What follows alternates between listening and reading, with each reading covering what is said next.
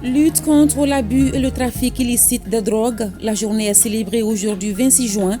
Au Mali, elle est marquée par la destruction à Dio d'une importante quantité de produits stupéfiants de tout genre. Ces produits sont estimés par l'Office central des stupéfiants à plusieurs milliards de francs CFA.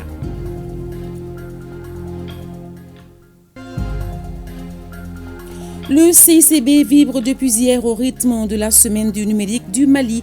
Ce mercredi, plusieurs panels ont été animés. Ils ont concerné la souveraineté numérique, l'économie numérique et l'usage des réseaux. De nombreuses startups sont mobilisées. La Guinée est présente aux côtés de l'AES. Avec elle, la SMTD a signé une convention. Le point avec nos équipes dans ce journal.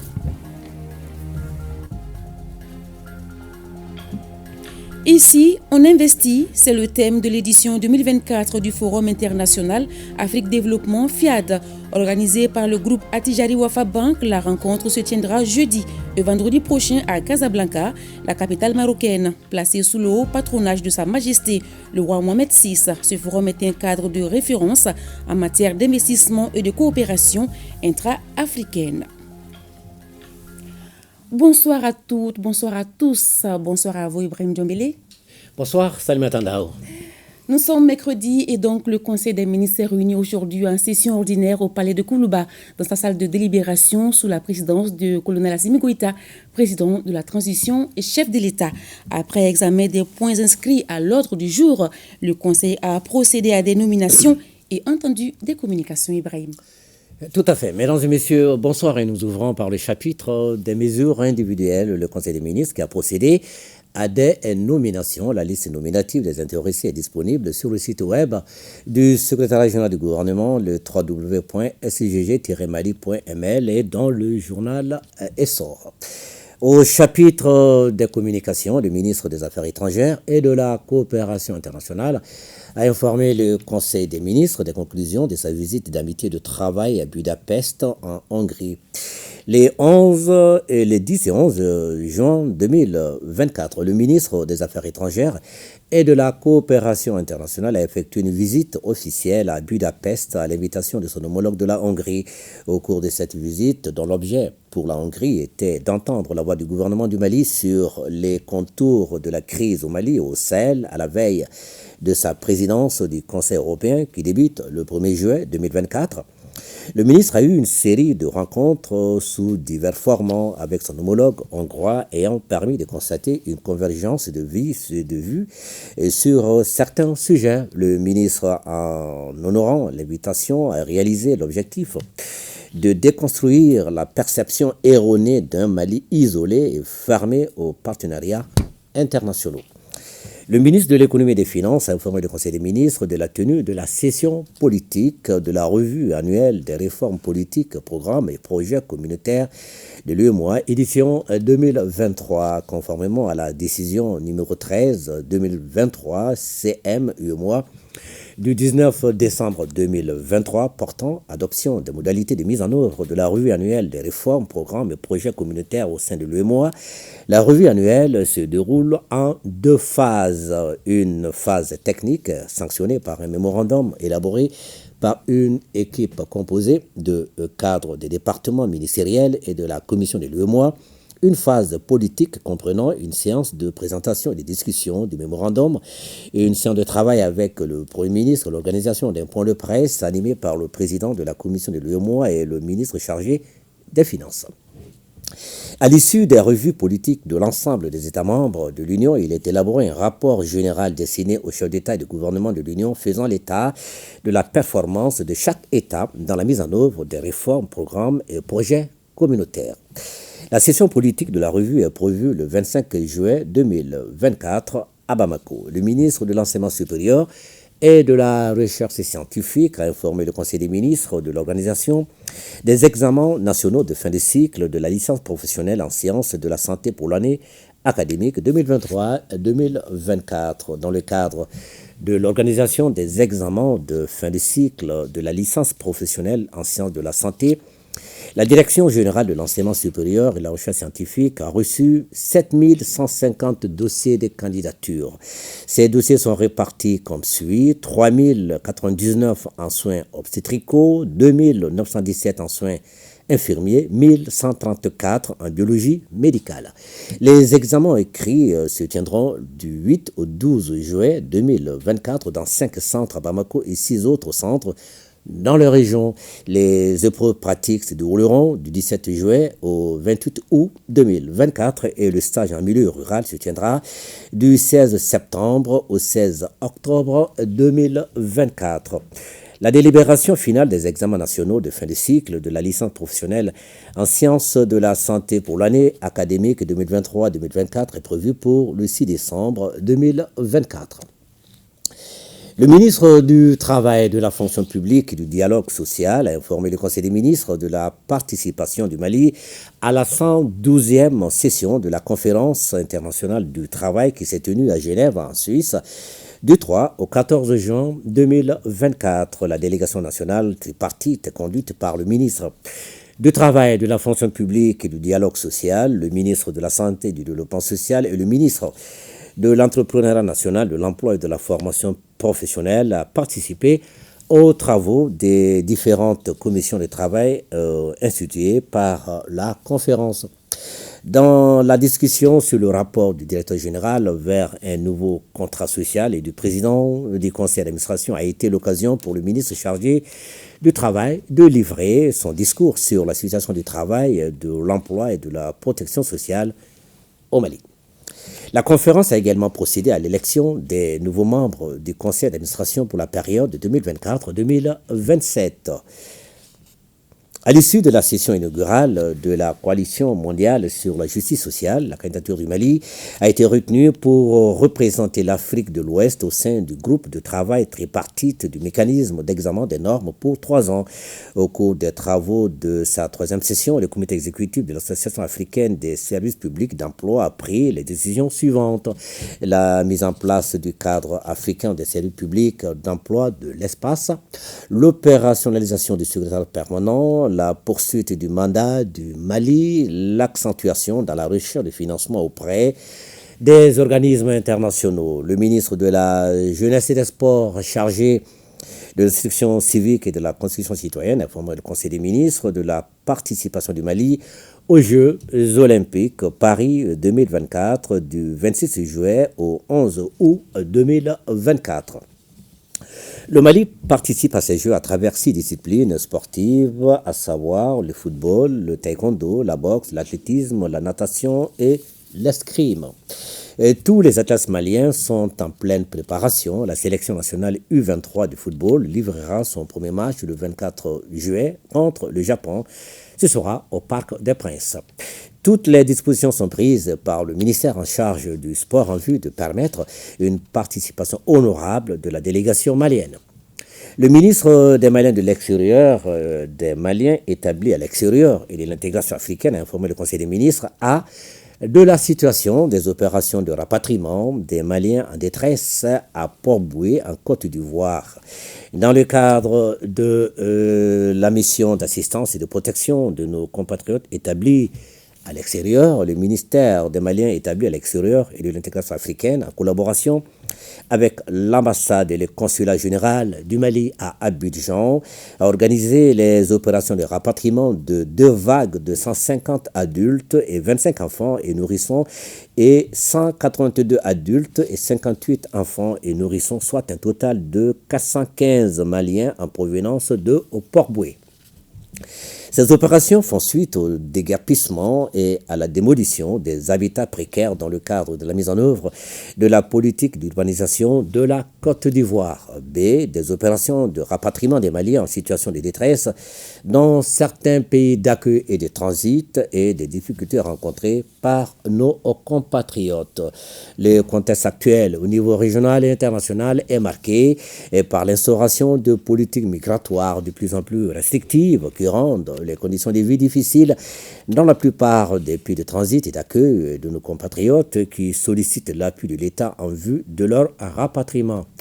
Ainsi, sous l'égide du ministère des Maliens établi à l'extérieur et de l'intégration africaine, les opérations de rapatriement s'organisent en rapport avec nos missions diplomatiques et consulaires et l'Organisation internationale pour les migrations du 1er janvier Au mi-juin 2024, 4 577 migrants de retour volontaire ont été accueillis. Au regard de cette situation, le département a engagé de nombreuses actions, notamment la mise en place d'un vaste programme d'information et de sensibilisation sur les risques et dangers de la migration irrégulière et les opportunités locales pour l'insertion des jeunes et des migrants de retour, le renforcement du dispositif d'accueil dans la maison des Maliens de l'extérieur au niveau de l'aéroport international président Modibo Keïta Sénou et des frontières, le renforcement du partenariat entre les acteurs intervenants dans le domaine de la migration, le lancement du processus de révision de la politique nationale d'immigration et son plan d'action en vue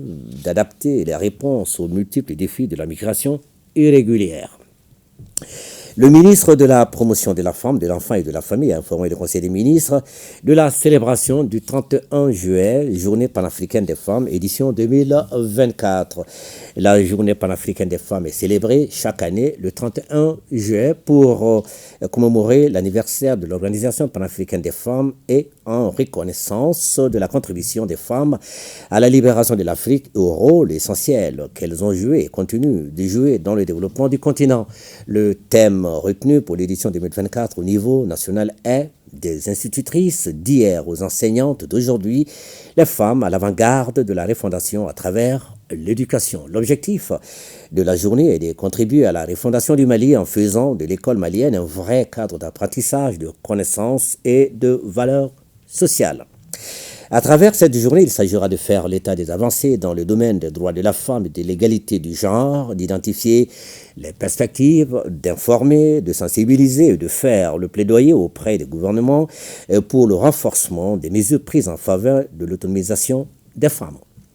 Le ministre de l'Urbanisme, de l'Habitat, des Domaines, de l'Aménagement du territoire et de la population a informé le Conseil des ministres de la participation du Mali à la 43e Assemblée générale annuelle de Shelter Afrique tenue du 11 au 13 juin 2024 à Kigali, au Rwanda.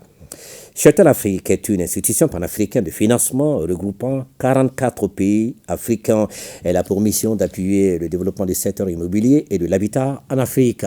La 43e Assemblée générale annuelle a adopté la déclaration de Kigali en mettant l'accent sur la nécessité de développer une industrie du bâtiment basée sur les matériaux locaux de construction et la réalisation des infrastructures urbaines. En marge des travaux, la délégation malienne a rencontré le directeur des opérations de la Banque arabe pour le développement économique en Afrique pour évoquer des opportunités de financement dans le cadre de la construction des logements sociaux. Le ministre de la Santé et du Développement social informé du Conseil des ministres a de la participation du Mali à la 36e session du Conseil des ministres de tutelle de la prévoyance sociale. La 36e session ordinaire du Conseil des ministres chargée de la prévoyance sociale des 18 pays membres de la conférence internationale de la prévoyance sociale s'est tenue le 12 juin 2024 à Genève en Suisse. Après examen des points inscrits à l'ordre du jour, le Conseil des ministres a adopté des documents soumis à son approbation. En marge du Conseil, le ministre chargé du développement social a eu des échanges avec ses homologues, notamment ceux de l'Alliance des États du Sahel, sur le renforcement des liens de coopération entre le Mali et ces pays en vue de mutualiser les expertises et les bonnes pratiques en matière de protection sociale. B. De la situation épidémiologique du pays marquée notamment par une stagnation du nombre de cas testés positifs de la maladie à coronavirus par rapport à la semaine précédente et par une diminution du nombre de cas confirmés de dengue comparé à celui de la semaine écoulée. Le président de la transition chef de l'État a cependant appelé la population au respect strict des mesures de prévention et de lutte contre les maladies. Et voilà, ce sera tout pour ce soir. Salimata, bonne suite du journal à vous. Nous avons décidé de sortir des partenariats de façade et non efficaces pour nous orienter vers des partenaires sincères.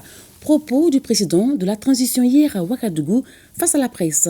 S'exprimant sur la situation sécuritaire au Mali et dans le Sahel, le colonel Assimi Goïta précise que la peur a changé de camp avec des résultats tangibles engrangés sur le terrain par nos armées. Nous l'écoutons au micro de nos envoyés spéciaux Ibrahima Traoré, Abdou Salam Bambara.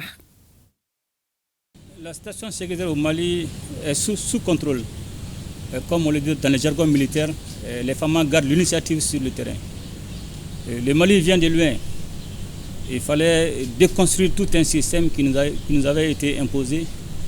Et pour cela, il fallait adopter des postures intraitables et pour nous permettre effectivement de prendre notre destin en main.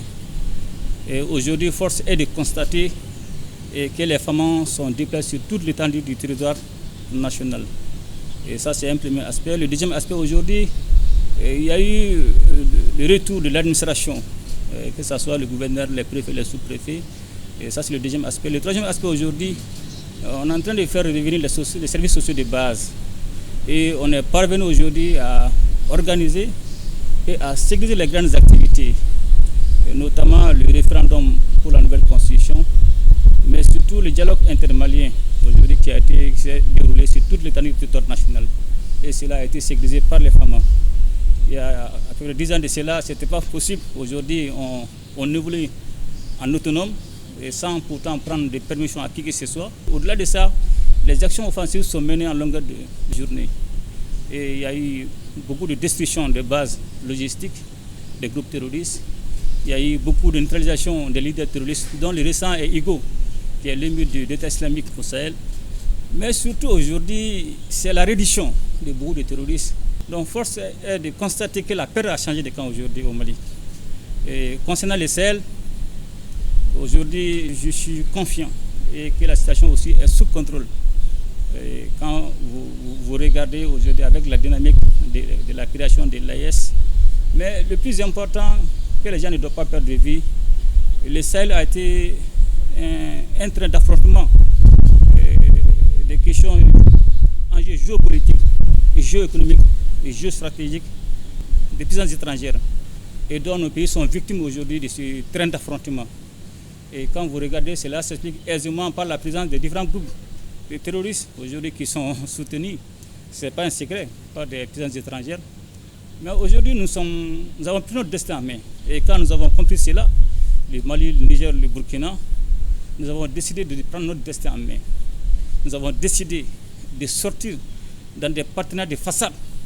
Nous avons décidé de quitter les partenaires non efficaces et nous sommes orientés aujourd'hui vers des partenaires sincères tels que la Russie, la Chine, la Turquie. Et cela nous a permis effectivement de nous équiper et de mener avec efficacité les opérations contre les groupes armés terroristes.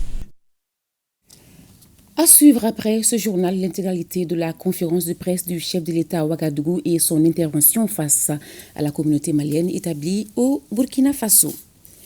L'état-major général des armées informe l'opinion du bilan provisoire des opérations majeures pendant la semaine comme suit. Une reconnaissance offensive avec effet, y compris Tessalit, Abeibara et les collines environnantes, a fait côté Ami un camion légèrement endommagé suite à l'explosion d'un engin explosif improvisé. 13 terroristes neutralisés, 2 mitrailleuses 12,7 mm, 5 mitrailleuses PKM, 15 AK-47, une grande quantité de munitions, des matériels de fabrication d'engins explosifs improvisés, 12 motos brûlées et 3 refuges détruits. Par ailleurs, une femme servant d'esclave sexuelle aux terroristes a été libérée. Il a été observé une fluidité du trafic des transporteurs sur les axes. Des violents combats ont opposé les unités FAMA dans le secteur de Fitili à la frontière Niger-Mali-Burkina. Les unités FAMA ont reçu l'appui des pays de l'AES avec le bilan suivant. Côté Ami, 5 blessés dont un grave. Terroristes, plusieurs refuges terroristes détruits avec abandon du secteur, 17 terroristes neutralisés avec de potentiels chefs vivement recherchés dont les identités sont en cours de vérification, plusieurs armes et une importante quantité de munitions récupérées et détruites, de même que des matériels de fabrication de EI. 408 têtes d'ovins et 161 têtes de bovins volées aux populations ont été récupérées et remis aux autorités administratives. Le bilan des actions connexes au sud-est de Douanza et à l'est de Léré, au sud-est de Niafuinké, au nord-est de Diabali, Mourdia et environ, avec des frappes aériennes, fait état de destruction d'une vingtaine de refuges terroristes. 11 terroristes neutralisés et 12 interpellés. Plusieurs armes, munitions et divers matériels récupérés ou détruits. L'état-major général des armées rassure que la recherche et la destruction des sanctuaires terroristes continuent. Le président du Conseil national de transition informe les membres du CNT que dans le cadre de la session ordinaire d'avril 2024 en cours, une séance plénière se tiendra le jeudi 27 juin 2024 et jour suivant s'il y a lieu. Le projet d'ordre du jour porte sur les points suivants. 1. Adoption du procès verbal. 2. Délibération sur les projets de loi. 3. Communication. Les travaux débuteront à partir de 9h dans la salle d'Elibaba Sissoko du Centre international des conférences de Bamako CICB. Dans le cadre des mesures de prévention contre le Covid-19, l'accès à la salle est limité aux seules personnes autorisées et le port du masque est vivement recommandé. Le président du Conseil national de transition s'est compté sur la bonne compréhension de tous. Nous sommes le 26 juin et c'est la journée internationale de lutte contre l'abus et le trafic illicite des drogues. La journée a été marquée au Mali par la destruction à Dio d'une importante quantité de produits stupéfiants de tout genre. Les substances illicites saisies et brûlées sont estimées à plusieurs milliards de francs CFA selon l'Office central des stupéfiants OCS. Dans notre pays, la circulation et la consommation des produits illicites demeurent préoccupantes. Une synergie d'action est nécessaire pour lutter contre le phénomène. Le point de la cérémonie de destruction à Dio avec Aridjou Matinan et Mamadou Sidibé. Incinération de grande envergure des produits illicites par l'Office central des stupéfiants à l'occasion de la célébration du 26 juin, journée internationale contre l'abus et le trafic illicite des drogues. Une importante quantité de substances illicites composées entre autres de cocaïne, de cannabis et dérivés, de crack et de produits pharmaceutiques contrefaits avaient été saisis par les unités de l'Office central des stupéfiants, de la police nationale et de la gendarmerie nationale. Ces produits ont été saisis durant la période depuis juin 2023 jusqu'à nos jours. Cette incinération se fait à partir vraiment des textes. Cette destruction des stupéfiants a mobilisé le personnel de l'OCS, les membres de la commission nationale créée pour la circonstance, ainsi que les acteurs et partenaires de lutte contre le fléau. La quantité que vous voyez vraiment à peu près dans les 60 tonnes, lorsqu'on estime vraiment la quantité que nous venons de détruire, c'est vraiment à des dizaines de milliards de francs CFA. Le record est que le taux est élevé, donc en ce moment ce qui veut dire que le service de l'OCS est vraiment en train de travailler. On est en train de traquer vraiment tous ces narcotrafiquants dans tout le domaine. C'est le lieu de féliciter les services en charge vraiment de la lutte contre les stupéfiants. C'est le lieu de remercier aussi les autorités comme de la transition à travers notre ministre de la Sécurité qui a consenti vraiment un grand effort par rapport à la lutte vraiment contre ces produits. L'Office central des stupéfiants souligne la nécessité de renforcer la prévention et la sensibilisation afin d'inverser la tendance.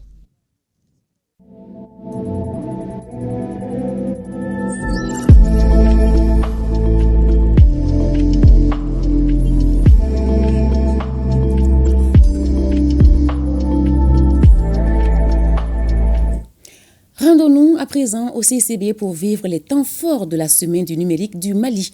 En ce 10e jour, le programme était très riche. Nyanya Loutraoré est sur place. Bonsoir Nyanya.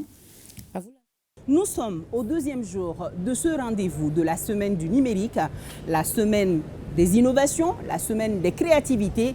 Bonsoir mesdames et messieurs, merci de nous suivre. Et toujours au CICB, les débats et les discussions se poursuivent autour de la révolution des TIC dans nos habitudes.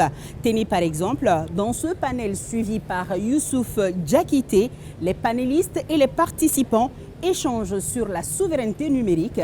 Et pour comprendre davantage, je vous invite à suivre donc son reportage. L'interdépendance technologique face à la souveraineté numérique, quelle stratégie pour le pays de l'AES? Voilà la thématique débattue au cours de ces panels par les experts des pays de l'AES. Il s'agit fondamentalement de trouver des réponses concrètes à la problématique de la sauvegarde des données dans les États de l'AES. Ce genre d'initiative qu'on a aujourd'hui au Mali nous démontre que il y a de la capacité, il y a de la volonté. Une fois qu'on prend l'action et qu'on rejoint l'acte à la parole, on va y arriver. Et pour le moment, moi, je crois énormément à l'AES et je pense qu'on va servir d'exemple pour toute l'Afrique une fois qu'on aura réussi. Les différents intervenants estiment qu'il faut impérativement une interconnexion entre les États, même si chaque pays possède son data center. La souveraineté numérique, c'est la capacité de maîtriser son cyberespace. Alors, l'approche, c'est vraiment d'avoir une approche à court terme et à long terme. À court terme, c'est trouver tous les mécanismes pour avoir les meilleurs experts, pour se protéger du cyberespace mondial, pour développer les contenus locaux, donc les data centers avec les acteurs locaux, et puis pour limiter un peu la limitation technologique que nous avons. Il faut s'inscrire dans une logique à long terme qui va commencer par développer la normalisation, un peu comme le modèle asiatique. Les bases d'une telle collaboration entre les États du Sahel sont posées à la faveur de cette semaine du numérique, 10e édition. Du numérique, c'est aussi l'accompagnement de taille des partenaires. Au passage, nous leur remercions. D'un panel à un autre, on va se pencher à présent sur ce qu'on appelle l'économie numérique. Le terme, il faut le savoir, tente de conceptualiser le secteur des activités économiques liées à l'informatique. Vous avez par exemple les métiers de la robotique ou encore les métiers liés aux drones et les objets connectés. De belles opportunités pour les sociétés d'en savoir plus sur ce domaine avec ce panel, nous dit Benoro Fofana. L'économie numérique est une formidable aubaine pour le développement économique et social. Elle ouvre la voie à des marchés mondiaux, aux services et accroît la capacité de production, tout en baissant les frais des entreprises et stimulant la créativité et l'innovation. Pour la souveraineté numérique des États du Sahel, le développement de l'économie numérique et le facteur de résilience sont abordés par les spécialistes de l'AES. Cette économie numérique pourra être l'un des socles de développement pour les 3 pays si le projet est réalisé. C'est pourquoi nous avons animé ces différents panels pour essayer de trouver ces pistes de solutions qui vont non seulement rétablir la sécurité, qui est le premier maillon essentiel pour aller vers notre souveraineté, mais également nous permettre de multiplier non seulement nos sources de revenus, et qui parle d'augmentation des revenus, parle également d'autosuffisance. Pour que cette souveraineté numérique soit une réalité et que les marchés puissent être maîtrisés par nos entrepreneurs, il est nécessaire de développer certaines stratégies, parmi lesquelles la création de centres de certification régionale dans chaque pays de l'AES. Il faudrait aujourd'hui que nous puissions vraiment mettre en place le capital humain nécessaire. Ça passe non seulement par le renforcement de capacités, mais un transfert de technologies effectif. Il ne s'agit pas aujourd'hui d'aller contractualiser avec des boîtes qui viennent intervenir dans nos systèmes d'information chaque fois quand nous avons des problèmes. Mais au-delà des transferts de technologies, de développement des infrastructures, il faudrait également que nous puissions aujourd'hui mettre des contenus adaptés à nos réalités. C'est là qu'intervient en fait toute la problématique de la création des richesses à partir des TIC. Quant à la question du développement de l'expertise nationale, il faut noter qu'il y en a. Nous avons des ingénieurs qui sont compétents. La plupart des plateformes dont nous parlons, qui sont actuellement en cours de matérialisation, sont réalisées par les ingénieurs de l'administration publique, même de par le passé. Mais il faut travailler à consolider cela, avoir une masse critique en fait d'experts dans ce domaine-là pour qu'ils puissent développer, maintenir, même exploiter en fait nos plateformes. Le public venu assister le panel salue l'initiative et adhère au projet de souveraineté numérique qui est plus qu'une nécessité pour notre avenir. Et nous allons poursuivre avec les panels. La thématique présente porte sur l'usage des plateformes, des réseaux sociaux, défis et enjeux pour les pays de l'AES. Les conférenciers ont fustigé les dérives sur les réseaux sociaux et invitent nos autorités à renforcer le mécanisme de contrôle afin que les réseaux sociaux soient plus un puissant outil de développement que de destruction. Awama Kamara nous en dit plus. Dans un pays où l'accès à l'Internet et l'utilisation des réseaux sociaux augmentent de jour en jour, il est normal de faire le diagnostic afin de mieux réguler le secteur. Et c'est à juste titre qu'un panel a été consacré à la thématique au cours de la semaine du numérique. Un véritable cadre d'échange qui a mobilisé les professionnels de médias et des passionnés de la presse. Et chacun a sa petite idée sur l'impact des réseaux sociaux sur la société. Aujourd'hui, quand vous passez sur un groupe de jeunes, 5 minutes, au bout de 5 minutes d'inattention, chacun enlève son smartphone, pop, on est capté, Facebook, on est sur TikTok. Voilà. Donc finalement, on n'est que sur ça. Donc, eux, ils l'ont pensé comme ça. Usage des plateformes des réseaux sociaux, défis et enjeux pour les pays de l'AES. Un thème débattu. Tous sont unanimes que les médias sociaux sont devenus un vecteur majeur de propagation de la désinformation et des fausses nouvelles. C'est pourquoi d'ailleurs, les autorités des pays de l'AES ont adopté des lois afin d'assainir les réseaux sociaux. Nous avons à notre niveau des organes comme la Commission de l'informatique et des libertés, qui dispose d'une loi également qui porte sur la protection des données à caractère personnel, voilà, et qui prévoit des sanctions également, même pénales. Il y a une seule loi qui est là, surtout au niveau des médias, qu'on appelle la loi sur la cybercriminalité. Il y a eu un petit toilettage au niveau des réseaux sociaux, parce qu'il y a eu au moins une réduction des injures à visage découvert sur les réseaux sociaux. Certes, certains qui ne sont pas là et qui continuent toujours à faire la même pratique et qui nous posent également des torts ici. Il y a une loi qui est, je crois, dans le circuit qui va un peu définir c'est quoi un réseau social, c'est quoi un youtubeur, c'est quoi un blogueur et comment est-ce qu'un youtubeur fonctionne et réglementé, quelles sont les peines.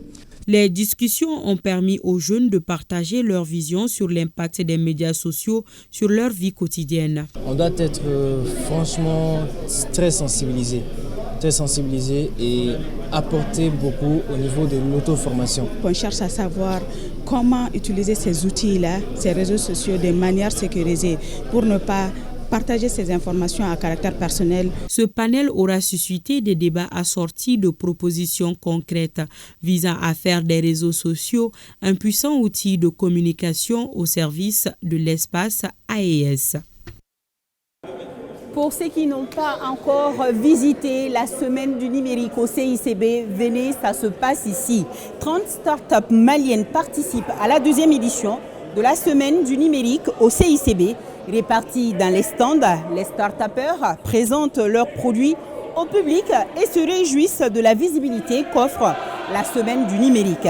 Leurs domaines d'intervention vont de la robotique, à savoir les systèmes électroniques intelligents et interconnectés, au développement informatique, sans oublier le commerce digital, la sécurité, la santé et le monde rural. Seydou Traoré va nous parler de tout cela. 3e meilleur start-upper lors de la première édition de la semaine du numérique, Mahamadou Soumaré, promoteur du projet Santé Connect, a apporté des innovations à cette édition 2024. Il s'agit d'une plateforme sur l'identification et les renseignements cliniques des patients. Une percale, c'est-à-dire sur la carte, il y aura l'information de la personne, nom, prénom, adresse, la personne à contacter en cas d'urgence. Comme le secteur de la santé, les 30 start-upers générales. Notre école étant basée dans la formation des étudiants, nous avons utilisé de l'électronique pour pouvoir contrôler les appareillages de la maison. Par exemple, la télé, le ventilateur, etc. Tous ces stands qui sont là, ce ne sont que des jeunes, en grande partie. Donc ça sous-tend que la jeunesse se réveille. La jeunesse se digitalise surtout. Et la jeunesse s'intéresse à la digitalisation. Pour cette année, parmi les 83, on a sélectionné 30, dont les startups étaient dans différents domaines, notamment la modernisation de l'administration, la défense et la sécurité.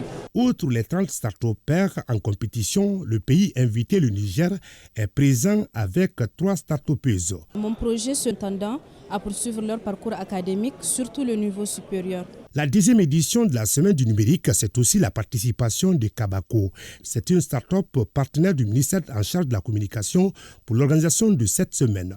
À travers un dispositif, les visiteurs ont vécu une expérience de réalité virtuelle sur la mosquée de Djenné et le plateau d'Ogon. J'ai eu l'impression que je suis vraiment dans la ville de Djenné. Et la mosquée, je ne l'ai jamais vue. J'ai vu la mosquée dans toutes ses configurations. C'est extraordinaire. Et ça, nous, en tant que ministère chargé de l'économie numérique, ça nous interpelle. Parce que est appréciable. La semaine du numérique, c'est également des visites. Tenez, les ministres de l'AES ont visité aujourd'hui le data center de la SMTD. L'autre événement du jour, c'était également la signature de convention entre la SMTD et la Société de gestion et d'exploitation du backbone national de la Guinée-Conakry. Youssouf Diakité pour plus de détails. La marche de la souveraineté de l'Afrique est amorcée dans presque tous les domaines. Cela se justifie visiblement dans les domaines des nouvelles technologies de l'information et de la communication. C'est pourquoi les ministres de l'économie numérique de l'Alliance des États du Sahel étaient à la Société malienne de transmission et de diffusion SMTD pour constater les efforts fournis par les autorités de la transition en termes de stockage des données. Ils ont visité le data center. L'autre activité phare de la journée, c'est la signature de la convention entre la SMTD et la Société de gestion et d'exploitation du backbone national de la Guinée-Conakry. L'interconnexion entre nos deux pays qui aujourd'hui aura un impact significatif dans les échanges entre les usagers des deux nations en termes de baisse de coûts, qui est un élément très important, en termes de sécurité et de redondance, et aussi en termes de disponibilité de services. Comme vous le savez, la Guinée, à date, n'est connectée qu'à un seul câble sous-marin. Lorsque nous avons des problèmes, nous sommes coupés entièrement ou totalement du réseau mondial d'Internet. Et avec cette interconnexion que nous mettons en place, cela va contribuer à renforcer aujourd'hui l'interconnectivité ou la présence mondiale de la Guinée sur l'échiquier mondial. Les deux sociétés, la SOGEB de la Guinée-Conakry et la SMTD, sont en charge de la distribution de la fibre optique. Le Mali se réjouit de la matérialisation de la convention. Ça permet de lutter contre la fracture numérique en question. Donc ça veut dire que sur le long terme, tous les villages qui sont sur le long de la fibre optique pourront bénéficier. Et nos populations vivent en majorité dans le monde rural. Donc on pourra aussi permettre à ces populations rurales d'avoir accès à ces infrastructures de télécommunications. C'est dire donc que la semaine du numérique est une belle opportunité d'affaires et de rencontres. Nous voilà à la fin de ce journal spécial consacré à la semaine du numérique qui se poursuit au CICB. Alors, si vous n'êtes pas encore venu visiter les stands, venez massivement prendre part à ce rendez-vous de la révolution digitale. Salima Tandao, à vous l'antenne. Merci Yenya Aliou Traoré, merci beaucoup.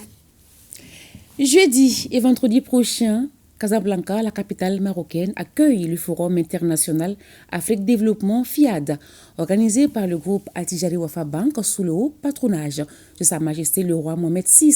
Cette rencontre de haut niveau est une plateforme de débat entre les décideurs économiques. C'est un cadre de référence en matière d'investissement et de coopération intra-africaine. L'édition 2024 est placée sous le thème « Investir ici ». Plus de détails avec Awad Makoulibaly et Aboukouné. Plus de 2000 chefs d'entreprise et décideurs politiques en provenance de 30 pays africains et des pays partenaires participent à cette 7e édition du Forum international Afrique Développement FIAD. Des mises en relation, des partenariats gagnant-gagnant et surtout des investissements sont entre autres objectifs visés. La rencontre enregistrera 3 temps forts. Le premier pan, c'est un plaidoyer de haut niveau qui va parler des enjeux de développement et d'investissement du continent. Le deuxième palier, c'est l'espace de rencontre B2B qui permet aux opérateurs et aux investisseurs d'aborder tout ce qui est dans le ressort de Chanquet sur les projets porteurs. Et il y a un troisième espace qui s'appelle le marché de l'investissement. Ce dernier point permettra aux 11 pays à l'honneur dans le Mali de présenter des projets de développement. L'un des défis majeurs pour les pays africains afin de concrétiser leur vision. Le continent africain a démontré sa résilience face aux crises et sa capacité également d'adaptation. Donc dès lors, il est important de tirer profit de toutes les opportunités qui s'offrent au continent. Donc les enjeux sont de taille, non seulement en matière d'échange, en matière d'investissement, mais en matière de coopération intra-africaine. La délégation malienne, composée des membres des ministères de tutelle, de la BIM et de ses partenaires, n'entend ménager aucun effort pour mettre en lumière les potentiels dont regorge le Mali. C'est donc la ville portuaire de Casablanca au Maroc qui abritera à partir de demain le Forum international Afrique Développement, une initiative de Attijari Wafa Bank sous le thème « Investir ici ». En marge de l'événement, les initiateurs ont rencontré la presse internationale cet après-midi pour échanger sur les enjeux et les dispositions pratiques pour la bonne couverture de l'événement. Une soixantaine de journalistes africains sont invités à ce forum africain qui regroupera plus de 2000 personnes pendant 2 jours. Je rappelle que la cérémonie officielle d'ouverture aura lieu demain matin sous la haute présidence du roi Mohamed VI du Maroc. Depuis sa création en 1994, le pari mutuel urbain PMU Mali gagne en stabilité et en sécurité pour les parieurs. De sa date de création à nos jours, le PMU Mali accompagne l'État dans la mise en œuvre de certaines politiques de développement grâce aux bénéfices qu'il engrange. C'est dans ce contexte que la société tient la 61e session ordinaire de son conseil d'administration, une session marquée par des résultats très encourageants, nous dit Mamadou Fani. Le pari mutuel urbain PMU Mali se porte bien. C'est ce qui ressort des travaux de la 61e session ordinaire de son conseil d'administration. Malgré le contexte international et national difficile, le PMU Mali continue d'engranger des bénéfices records. L'exercice 2021, le bénéfice net était de 6 milliards. Exercice 2022, le bénéfice net est de 20 milliards, avec un bénéfice exceptionnel de 22 milliards 585 en 2023. Et donc le pourcentage, une hausse de 7,41%, soit une différence positive de 1 milliard 673. Nous pouvons affirmer sans crainte que ces résultats ne sont pas le fruit du hasard. Le total bilan passe de 47 milliards 612 en 2022. En 2023, c'est 47 milliards 411 avec un gap positif de 799 500 000. Cette résilience du PMU Mali est le fruit des efforts conjugués de toutes les parties prenantes. Cette session se tient à quelques mois du 30e anniversaire de la société prévu le 1er septembre. 30 ans qui ont vu PMU Mali surmonter de nombreuses épreuves et augmenter sa place dans le développement du Mali à travers la réalisation de plusieurs actions. Les travaux de la 15e revue annuelle du schéma directeur de la statistique ont démarré ce matin à Bamako. Il s'agit pour les participants d'apprécier l'état de mise en œuvre des recommandations de la session précédente relative à la production des données fiables dans les divers secteurs de développement économique. Compte rendu, Youssouf Jakité, Sidiki Koulibaly. Les données statistiques fiables sont indispensables pour le développement stable et harmonieux d'un pays. C'est fort de cette conviction que l'Institut national de statistique tient cette 15e revue annuelle du schéma directeur de la statistique. Il y avait 8 recommandations qui avaient été formulées et sur les 8, nous avons pu réaliser 2 et nous sommes en train de mettre en œuvre 3 recommandations. Malheureusement, il y a 3 recommandations qui n'ont pas pu être mises en œuvre et que nous allons les reconduire pour qu'on puisse prendre les dispositions. Les partenaires techniques et financiers accompagnent les autorités dans l'obtention de données statistiques fiables.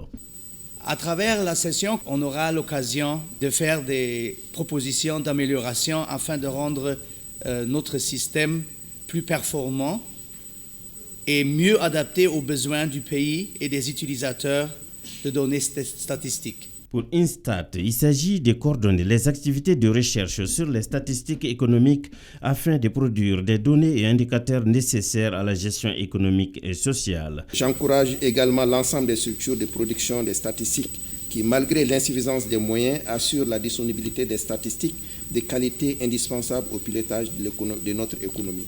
Je pense que tout ce qu'on veut faire en termes de développement, s'il n'y a pas de statistiques, On ne peut pas évaluer, on ne peut pas prévoir, on ne peut pas concevoir. L'une des missions de l'INSERT, c'est d'établir des comptes économiques et produire des renseignements chiffrés utiles à l'élaboration des programmes de développement économique, social et culturel. Littérature, ma vie avec la drépanocytose. C'est l'intitulé d'un ouvrage de 80 pages qui vient d'être lancé ici à Bamako. L'œuvre est écrite par Khadija Mokhtar Touré, elle-même atteinte de la pathologie. Dans ses écrits, elle évoque les manifestations de la maladie, la pression morale que vivent les malades. Aussi fait-elle un plaidoyer auprès des pouvoirs publics et leurs partenaires pour faciliter la prise en charge de la maladie. L'auteur nous donne plus de précisions au micro de Tchemoko Konaté. J'ai décidé d'écrire un livre sur la drépanocytose pour faire connaître déjà la maladie qui est méconnue dans notre société et aussi pour faire taire les stigmatisations qui tournent autour de cette maladie et surtout pour donner de l'espoir aux drépanocytaires qui perdent espoir généralement à cause des préjugés qui tournent autour de cette maladie. Je parle beaucoup de la prise en charge psychologique de la maladie qui est un peu négligée, qui n'est pas connue ici au Mali. Et j'invite aussi les autorités et les médecins à prendre en charge cet aspect pour faciliter la compréhension de la maladie et faciliter aux drépanocytaires de vivre avec cette maladie. Les gens ont honte de dire qu'ils ont la drépanocytose. Donc, ils sont confrontés à beaucoup de difficultés. C'est pour ça que je dis que la maladie est méconnue. Donc, mon combat, c'est de faire connaître cette maladie par les autorités, par les institutions publiques et privées, pour faciliter aux drépanocytaires de s'épanouir dans la société. AFG Bank ou l'ex-BICIM vient de présenter son offre dénommée AFG Lease. Il s'agit d'un mode de financement qui permet à un client d'acquérir un équipement sous forme de loyer à travers AFG Bank, une innovation technologique qui vise à soutenir les entreprises et renforcer leur compétitivité. La cérémonie de présentation de AFG Lease avec Bokari Koulibaly et Sidi Modibo Dambeli. Fini les tracasseries pour des besoins d'acquisition d'équipements pour les entreprises évoluant dans les BTP, les mines, la santé ou encore la restauration. Grâce au produit AFG Lease, il est désormais possible de louer des équipements avec un paiement périodique adapté au budget du locataire. Notre nouvelle offre, AFG Lease, propose des conditions financières plus avantageuses. Une simplification des démarches, un élargissement de l'éventail des produits et un accompagnement sur mesure. Nous proposons un accompagnement sous deux types de formes, qui sont le leasing, c'est-à-dire l'acquisition par la banque et le fait de payer un loyer, et également le leaseback. Donc c'est là le client acquiert l'équipement que la banque refinance et qui paye toujours sous forme de loyer. Le leasing n'est pas une invention nouvelle. Il existe depuis 6 ans chez AFG Bank Mali. Les clients l'ayant expérimenté reconnaissent son importance pour avoir contribué au développement de leurs entreprises. Ça m'a permis de payer des véhicules neufs, d'engins neufs, et au bout de 2-3 ans, les produits, les engins sont devenus les propriétés de l'entreprise. Pour faciliter l'acquisition des équipements, AFG Bank Mali a signé un contrat avec 5 partenaires clés évoluant dans la commercialisation d'engins roulants, de matériel électronique et énergétique. Retrouvez dans nos programmes ce soir l'émission spéciale Karamoroniko avec Dialakoro Oumar Koulibaly. Les invités de ce numéro dans le cadre de la nuit bal costume traditionnel de l'ERTM sont Dr Fodé Moussa Sidibé et Karamoro Tobri Keita. C'est tout pour ce journal. Merci de l'avoir suivi. Excellent moment de télévision sur l'ERTM. Bonsoir.